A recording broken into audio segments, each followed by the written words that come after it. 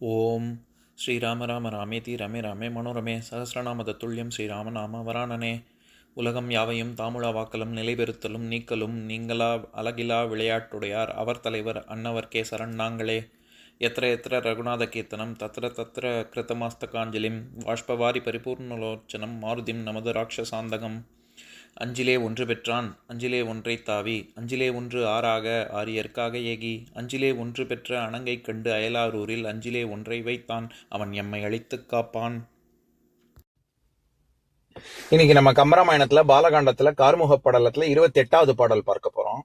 காணும் நெடுஞ்சிலை கால்வலிது என்பார் நானுடை நங்கை நலம் கிளர் செங்கேழ் பாணி இவன் படர் செங்கை படாதேல் வாழ்நுதல் மங்கையும் வாழ்வு இழல் என்பார். இதுதான் பாட்டு. இப்ப நம்ம பதம் பிரிச்சு பொருள் பார்க்கலாம்.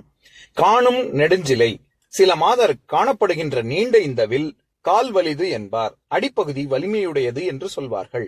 நான் உடை நங்கை, சில மாதர் நாணத்தை உடைய இந்த சீதையின் நலம் கிளர் அழகு விளங்கும் செங்கேழ் பாணி சிவந்த கையில் இவன் படர் செங்கை இந்த ராமனது நீண்ட கைகள் படாதேல் பற்றாமல் போனால், அதாவது இந்த ராமன் சீதையை பாணி கிரகணம் செய்யாவிட்டால் வாழ்நுதல் நங்கையும் ஒளியுள்ள நெற்றி படைத்த இந்த சீதையும் வாழ்வு இழல் என்பார், இனி வாழ்வு அற்றவளே என்று சொல்வார்கள்.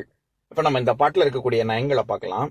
அதாவது இப்ப சென்ற பாடல்ல ராமன் எழுந்தவுடன் அங்க இருக்கக்கூடிய மங்கைகள் நிறைய பேரனுடைய மனதுல மலரம்புகள் பட்டு மன்மதனுடைய மலரம்புகள் பட்டு மன்மதனுக்கே 1000 கணக்குல வில்லு முறிந்தது அப்படின்னு சொன்னார்ல. அதனை தொடர்ந்து சில பெண்கள் என்ன சொன்னாங்க அப்படிங்கறதான் இந்த பாடல்ல சொல்றாரு. சில பேர் என்ன சொன்னாங்களாம், காணும் நெடுஞ்சிலை கால் வலிது என்பார் அப்படின்னு. கால்னா அடிப்பகுதின்னு அர்த்தம், சிலைனா வில்லுன்னு அர்த்தம். வில்லு சிவதனுசனுடைய அடிப்பகுதி ரொம்ப வலிமையானது அப்படின்னா ராமனால ஒரு வேளை இந்த சிவதனுசை தூக்க முடியாது அல்லது நாணேற்ற முடியாது அப்படிங்கிற ஒரு துணி பட ரொம்ப அடிப்பகுதி வலிமை அப்படின்னு சில பெண்கள் சொன்னாங்க அப்படின்றாரு. அடுத்தது நானுடை நங்கை நலம் கிளர் செங்கேழ் பாணி, அதாவது சிவந்த கைகளை கொண்டுள்ள இந்த சீதையின் கரத்தை இவன் படர் செங்கை படாதேல், ராமன் பற்றாமல் போய்விட்டால் பாணி கிரகணம் செய்யாமல் போய்விட்டால் இந்த மங்கைக்கு வாழ்வு இழல், அதாவது வாழ்வற்றவளாக போய்விடுவாள் சீதை அப்படின்னு இன்னும் சில பெண்கள் சொன்னாங்க அப்படின்னு சொல்றாரு. அதாவது எல்லா யுகங்கள்லயும் சரி, சத்தியயுகம், திரேதாயுகம், துவாபர யுகம், கலியுகம், எல்லா யுகங்கள்லயும் ராமர் காலத்துல இருந்து இப்ப வரைக்கும் வராது, தேராது, உருப்படாது, விளங்காது இப்படின்னு நெகட்டிவாவே சொல்லிக்கிட்டு இருக்கிறவங்க எல்லா காலத்திலயும் தான் இருந்தாங்க அப்படின்னு சொல்லக்கூடிய பாடல் தான் இது. அதனால நம்ம அப்படி சொல்றாங்களே இப்படி சொல்றாங்களேன்னு நெகட்டிவா நம்ம நினைக்க முடியாது. இது தர்மம் அப்படின்னு நமக்கு தோணிடுச்சுன்னா யார் என்ன சொன்னாலும் கேட்க கூடாது, செஞ்சிடணும் அப்படிங்கிறது நம்ம இதுல இருந்து தெரிஞ்சுக்க கூடியது. எதுக்கு சொல்ல வரேன், இதுல ரொம்ப அற்புதமா பாணிகிராம், அதாவது சீதையை சொல்லும்போது சீதையின் கைகள் அப்படின்னு சொல்லும்பொழுது என்ன சொல்றாரு, நானுடை நங்கை நலம் கிளர் செங்கேழ் பாணி அப்படின்னு சொல்றாரு. வெறும்ன செங்கை அப்படின்னு மட்டும் சொல்லல. ஆனா ராமனை சொல்லும்பொழுது என்ன சொல்றாரு, இவன் படர் செங்கை படாதேல் அப்படின்னு. செம்மையான கரங்கள், கொடுத்து கொடுத்து சிவந்த கரங்கள் அப்படின்னு வள்ளல் தன்மையை குறிக்கிறதுக்கு சிவந்த கரங்கள்னு சொல்லுவோம். காருண்யம், கருணை கொண்டுள்ள உலக நன்மையை கருதி வாழக்கூடிய மக்களின் கரங்கள், அவங்களுடைய செங்கைன்னு சொல்லுவோம். அந்த மாதிரி ராமனுக்கு செங்கைன்னு சொல்றாரு. ஆனா சீதைக்கு ஒருபடி, எப்பவுமே சீதையை ஒருபடி மேலதான் தூக்கி வைக்கிறாரு கம்பர். அந்த பாடல்லையும் என்ன சொல்றாரு, வெறுமனே இங்க செங்கைன்னு மட்டும் சொல்லல, நலம் கிளர் செங்கேழ் பாணி அப்படின்னு. பாணினாலே கையின்னு அர்த்தம். நம்ம இந்த பதாக பாணிக்கே பார்த்திருக்கோம். பதாகங்கிறது இந்த சிவதனுசு, அதனால பதாக பாணிங்கிறது சிவனை குறிக்கும். நம்ம சக்கரபாணி, தண்டாயுத பாணி அப்படின்லாம் சொல்றோம்ல, அந்த மாதிரி. பாணினாலே கை. எப்பேற்பட்ட கை அப்படின்னா செங்கேழ் பாணி அப்படின்னு சொல்றாரு. செம்மை அப்படின்னா சிவந்த கரங்கள். அது என்ன கேழ் பாணி அப்படின்னா, கேழ்னா 2-3 அர்த்தம் இருக்கு. ஒன்னு ஒளி பொருந்திய கைகள், இன்னொன்னு ரொம்ப பிரைட் கலர்னு சொல்றோம்ல, அந்த மாதிரி நல்ல நிறம், ஒளி பொருந்திய நிறத்தை கொண்டுள்ளது, நிறத்தையும் குறிக்கும். ஒப்புமை, இது மாதிரி அது அப்படின்னு ஒப்புமை சொல்றதுக்கும் கேளுங்கிற வார்த்தை வரும். இந்த இடத்துல நம்ம ஏற்கனவே இந்த வார்த்தை பார்த்திருக்கோம். அதாவது வரகு, நம்ம மில்லட்னு சொல்றோம்ல, அந்த வரகு வகைகள்லயே கேழ்வரகு அப்படின்னு நம்ம கேப்பைய சொல்றோம்ல. அது ஏன்னா அது ரொம்ப பிரைட்டா இருக்கக்கூடிய, அந்த நல்ல நிறத்துல இருக்கக்கூடிய ஒரு வரகு, அதனால அதை கேழ்வரகுன்னு சொல்றோம். எதுக்கு சொல்ல வரேன், அந்த மாதிரி ஒளி பொருந்திய சிவந்த கரங்கள் அப்படின்னு சீதைக்கு சொல்றாரு. சாதாரண செங்கைக்கும் ஒளி பொருந்திய செங்கைக்கும் என்ன வித்தியாசம் அப்படின்னா, ஒளி பொருந்தி, இப்ப நம்ம தேஜஸா இருக்கான், பாக்குறதுக்கே தேஜஸோட இருக்கான், அல்லது தேவர்கள் அந்த ஒளி வட்டம் தெரியுது அப்படின்னு யாருக்கு சொல்லுவோம், இருக்கிறதுலயே உயர்ந்த கற்புக்கரசிகள், உயர்ந்த பெண்கள், உயர்ந்த குருமார்கள், அவங்களுக்கு தானே அந்த ஒளிவட்டமே சொல்லுவோம். அப்பேற்பட்ட ஒளி பொருந்திய சீதை அப்படின்னு சிறப்பிச்சு சொல்லணுங்கிறதுக்காக தான் செங்கேள் பாணி அப்படின்னு சொல்றாரு. அடுத்தது இவங்க ரெண்டு பேருக்கும் நடுவுல பாணி கிரகணம், அதாவது செங்கை படாதேல், ஒருவேளை பாணி கிரகணம் நடக்கவில்லை என்றால், சீதையின் கரங்களை ராமன் பற்றவில்லை என்றால் என்ன ஆகும் அப்படின்னு சொல்லி அவங்க கவலைப்பட்டாங்க அப்படின்னு தான். அதாவது கன்னியாகவே சீதை வாழ வேண்டி வந்துருமோ அப்படின்னு சொல்லி கவலைப்பட்டாங்கன்னு சொல்றாரு. இந்த இடத்துல பாணி கிரகணம் அப்படிங்கறத பத்தி சொல்லணும்னு நினைக்கிறேன். நம்ம ஏற்கனவே கிரகணம் அப்படிங்கறத பத்தி பார்த்திருக்கோம். நம்ம கிரகிப்பது, அதாவது கிராவிடேஷனல் ஃபோர்ஸ், கிரகிக்கும் தன்மை கொண்டது கிரகம். அது கிரகம்னு சொன்னாலும் சரி, சுவாமி விக்கிரகம் அப்படிங்கறதே எல்லா உயிர்களையும் தன்பால் ஈர்க்கக்கூடிய வல்லமை பெற்றது, ரொம்ப ஸ்பெஷல். அதனாலதான் வெறும் கிரகம்னு சொல்லாம விக்கிரகம்னு சொல்றோம். வீடுங்கிறதே கிரகம்ங்கிற சொல், கிரகப்பிரவேசம், உள்ளே செல்வது, கிரகத்தினுள் செல்வது, பிரவேசிப்பது. அதனாலதான் கிரகப்பிரவேசம். இதுக்கு சொல்ல வரேன். தமிழ்லயும் அப்படிதான். விடுவது வீடு, சுடுவது சூடு, படுவது பாடு, கெடுவது கேடு. அதுல விடுவது வீடு, எல்லாத்தையும் விட்டுட்டு நம்ம போய் அப்பாடான்னு we will be at rest, at peace. நம்ம வீட்டுல பேரின்பத்துக்கும் அதனாலதான் வீட்டு பேருன்னு பேரு, அதுக்கும் வீடுன்னு அதனாலதான் பேரு. இதுக்கு சொல்ல வரேன், அப்படி கிரகம் அப்படிங்கிற சொல்ல பார்க்கும்பொழுது இதை சரியா கிரகிச்சுக்கணும் அப்படின்னா உள்வாங்கிக்கணும்னு சொல்றோம்ல, அதை உள்ள இழுத்துக்கணும் அப்படின்னு. நவகிரகங்களும் அப்படிதான். அது நம்ம முன்னாடியே பார்த்திருக்கோம். ஏன் சந்திரன், சூரியன், ராகு கேதெல்லாம் வானத்துல இருக்கக்கூடிய ஒரு வெக்டார் பாயிண்ட். அது வந்து கிரகம்னா பிளானட்னு எடுத்துடக்கூடாது அர்த்தம், பிளானட்டும் தான். ஏன்னா அதுக்கும் கிராவிடேஷனல் ஃபோர்ஸ் இருக்குல்ல. அதை தவிர கிரகம்ங்கிற இந்த நவகிரகங்களை குறிக்கும் பொழுது அது கிராவிட்டியை தான் குறிக்கும். எதுக்கு இந்த மாதிரி சொல்ல வேண்டியதா இருக்கு? நம்ம வந்து நியூட்டன் தான் கிராவிட்டியை கண்டுபிடிச்சாரு, அப்படி ஒன்னு இருக்குங்கிறதே அவர் தான் சொன்னாருங்கிற மாதிரி நிறைய பேர். அவர் என்ன 1600 தானே பிறந்தார் அவர் நியூட்டனே. அப்பதான் இந்த கிராவிட்டிங்கிறத ஒன்னே இருந்ததுங்கிற மாதிரி நிறைய பேர் சொல்லுவாங்க. அதெல்லாம் தப்பு. நம்ம அந்த கிராவிட்டிங்கிற வார்த்தைக்கு பேர் வைக்கும் பொழுதே கிரகணம் அப்படின்னு தானே வைக்கிறோம், கிரகிப்பது அப்படிங்கிறது தானே.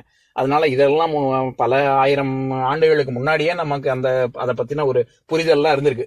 பொதுவாகவே சூரிய கிரகணம், சந்திர கிரகணத்தையே நம்ம ஏன் கிரகணம்னு சொல்றோம்?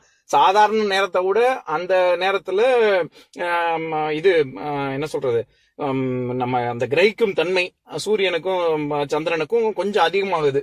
எப்படி பௌர்ணமியில அதிகமாகுதோ, ஹை டைடு, லோ டைடு எல்லாம் சொல்றாங்களா, அந்த மாதிரி சூரிய கிரகணம், சந்திர கிரகணத்தின் நேரத்துல கிரகிக்கும் தன்மை அதிகமாகிறதுனாலதான் அதை நம்ம சூரிய கிரகணம்ங்கிற வார்த்தை சொல்லியே சொல்றோம். இதுக்கு இவ்வளவு சொல்றேன்னா, இப்ப பாணி கிரகணத்துக்கு வருவோம். ஏன் பாணி கிரகணத்தை பாணி கிரகணம் சொல்றோம்னா, பாணின கை, அதை கிரகிப்பது. அதாவது பெண் வந்து ஆண் கிட்டக்க தன்னுடைய கையை எப்படி கொடுப்பா, அதை அவன் பற்றி கொள்வான். தன்னுடைய மனசை கொடுக்கறதாக பாவிச்சு அந்த தன்னுடைய கையை கொடுக்குறா. இனிமே என்னுடைய மனசு உங்ககிட்ட தான் அப்படிங்கிற மாதிரி. உன்னை பற்றிய இந்த கையை நான் வந்து பற்றியதை நான் விடவே மாட்டேன், நான் என்னுடைய வாழ்க்கை பூரா உன்னைய வச்சு காப்பாத்துவேன் அப்படிங்கறத குறிக்கும் விதமாகத்தான் அவன் கையை பற்றுகிறான். அதனாலதான் அந்த பாணி கிரகணம்ங்கிற சடங்கே திருமணத்துல நடக்குது. எதுக்கு சொல்ல வரேன், அப்படி ஒருவேளை கை பிடிக்காம போயிட்டான்னா அப்படின்னு யோசிக்கிறாங்க. அதைத்தான் இங்க கம்பர் என்ன சொல்றாரு, இவன் படர் செங்கை படாதேல் அப்படின்னா ஒருவேளை படவில்லை என்றால், பற்றவில்லை என்றால் என்ன ஆகும் அப்படின்னா, வாழ்நுதல் மங்கையும் வாழ்வு எல்லல் என்பார். சீதைக்கு வாழ்வு இல்லாம போயிடும் அப்படின்னு மட்டும் சொல்லியிருந்தா அது சாதாரண கவிதை. ஆனா கம்பர் எப்பவுமே ஒருபடி மேல போய் தான் சொல்லுவாரு. என்ன சொல்றாரு, வாழ்நுதல் மங்கையும் அப்படின்னா அங்க ஒரு சேர்த்து சொல்றாரு. நம்ம எப்பவும் பாக்குறது தான். இது நன்னூல் நூற்பா 252. எச்சம் சிறப்பே ஐயம் எதிர்மறை முற்றே எண்ணே தெரிநிலை ஆக்கம் என்று அப்பால் எட்டே உண்மை சொல்லு. உம்முங்கிற இடைச்சொல் 8 பொருள்ல வரும்னு நம்ம பல முறை பார்த்திருக்கோம். அதுல ஒண்ணு எச்ச பொருள்ல வரும். வாழ்நுதல் மங்கையும் வாழ்வு இல்லல் என்பாள் அப்படின்னா என்ன அர்த்தம், என்பார் அப்படின்னா என்ன அர்த்தம், சீதைக்கு மட்டும் வாழ்வு இல்லாம ஆகாது, ராமனுக்குமே வாழ்வு இல்லாமல் ஆகிவிடும் அப்படிங்கிற பொருள் பட ரெண்டு பேருமே சீதைக்காக ராமன், ராமனுக்காக சீதை அப்படிங்கிறது போய்விடும் அப்படின்னு வருத்தப்பட்டாங்க சில பெண்கள் அப்படின்னு சொல்ல வர்றாரு கம்பர். இதுல வராது, உருப்படாது, தேராது அப்படின்னு நெகட்டிவா பேசினாங்கன்னு அர்த்தம் பண்ணணும்னு அவசியம் இல்லை. அப்படியும் எடுத்துக்கலாம். இல்ல சீதைக்கு மனம் முடிக்கிறதுக்கு ராமன் தான் சரியான ஆள், ஒருவேளை அப்படி செய்ய முடியாம போயிடுச்சுன்னா அப்படின்னு அவன்பால் இறக்கப்பட்டு கூட அப்படி நினைக்க வர்றதுக்கு வாய்ப்பு இருக்கு. இப்ப நல்லதே நினைச்சா கூட வச்சுச்சோ பாத்துடா கண்ணா அப்படின்னு அப்பா அம்மாக்கள்லாம் பசங்க பொண்ணுங்கள்ட்ட சொன்னா அவங்க என்ன கெட்டது நினைக்கிறாங்கன்னு அர்த்தம். அப்படி இல்ல, அவங்க நல்லது நினைக்கிறதுனால ஒருவேளை வச்சுச்சோ அப்படி ஆயிடுச்சுன்னா என்ன பண்றது அப்படிங்கிற ஒரு பதட்டத்திலையும் இறக்கத்திலையும் அப்படி சொல்ல வாய்ப்பு இருக்குல்ல. அந்த மாதிரி தான் அர்த்தம் பண்ணணும். ஏன்னா நம்ம இதுக்கு முன்னாடி உள்ள பாடல்கள்ல என்ன பார்த்தோம், நிறைய பேர் தோற்றோடிய அரசர்கள், இந்த வில்ல முறிக்க முடியாம தோற்றோடிய அரசர்களும் சரி, வில்ல சும்மா பார்க்க வந்தவங்க, அது எடுக்க கூட வரல, சும்மா பார்க்க வந்தவங்க, மானம், அதாவது என்ன சொல்றது, அடடா நம்ம வீரர்கள் நம்ம வெளியில சொல்லிக்கவே முடியாது, இந்த சிவதனுசா நம்ம தூக்கப்படலையே அப்படின்னு தோற்றோடிய அரசர்கள் எல்லாம் இந்த பெண்கள் பார்த்திருக்காங்க. அதனால அந்த பதட்டம் அவங்களுக்கு வருது. அடடா அதே கதி ராமனுக்கு ஆயிடுச்சுன்னா என்ன பண்றது அப்படிங்கிற ஒரு கவலையில சில பெண்கள் இருந்தார்கள் அப்படின்னு சொல்றாரு. இப்ப நான் பாட்டை இன்னொரு தடவை படிக்கிறேன், கேளுங்க. காணும் நெடுஞ்சிலை கால்வலிது என்பார், நானுடை நங்கை நலம் கிளர் செங்கேள் பாணி, இவன் படர் செங்கை படாதேல் வாழ்நுதல் மங்கையும் வாழ்வு இல்லள் என்பார். இன்னொரு நாள் இன்னொரு பாட்டு பார்க்கலாம். ஓம் சாந்தாகாரம் புஜகசயனம் பத்மநாபம் சுரேஷம் விஸ்வாதாரம் ககனசத்ருசம் மேகவர்ணம் சுபாங்கம் லக்ஷ்மீகாந்தம் கமலநயனம் யோகி ஹிருத்யானகம்யம் வந்தே விஷ்ணும் பவபயஹரம் சர்வலோகைகநாதம். உம்பரோடு இம்பர்காரும் உலகம் ஓர் ஏழும் ஏழும் எம்பெருமான் என்று ஏத்தி இறைஞ்சி நின்று ஏவல் செய்ய தம்பியரோடும் தானும் தருமமும் தரணி காத்தான் அம்பரத்து அனந்தர் நீங்கி அயோத்தியில் வந்த வள்ளல். ஓம் பூர்ணமத பூர்ணமிதம் பூர்ணாத் பூர்ணமுதஸ்யதே பூர்ணஸ்ய பூர்ணமாதாய பூர்ணமேவாவசிஷ்யதே. ஓம் சாந்தி சாந்தி சாந்திஹி. ஓம் சர்வேஷாம் ஸ்வஸ்திர்பவது சர்வேஷாம் சாந்திர்பவது சர்வேஷாம் பூர்ணம் பவது சர்வேஷாம் மங்களம் பவது. ஓம் சாந்தி சாந்தி சாந்திஹி. ஓம் சர்வே பவந்து சுகினஹ சர்வே சந்து நிராமயாஹ சர்வே பத்ராணி பஷ்யந்து மா கஷ்சித் துக்கபாக் பவேத். ஓம் சாந்தி சாந்தி சாந்திஹி.